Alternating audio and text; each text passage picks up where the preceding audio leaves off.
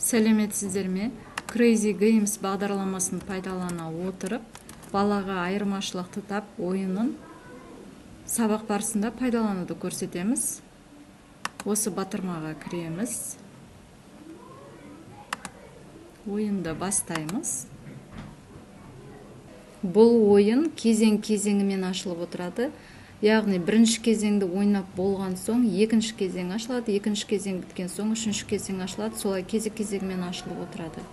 Енді бірінші кезеңді көрсетсек, бұл айырмашылықты тап ойыны екі суретті салыстырып, олардың арасындағы өзгешеліктерді табуға арналған дамытушы ойын. Ойынның негізгі мақсаты зейінді дамытады, байқағыштық қабілеттерін арттырады, салыстыру дағдыларын қалыптастырады, есте сақтау қабілетін дамытады, тіл байлығын дамытады. Жалпы танымдық белсенділікті арттырып, сабаққа қызығушылық тудырады, сабақта сергіту сәті немесе бекіту кезеңінде тиімді қолдануға болады. Назарларыңызға рахмет.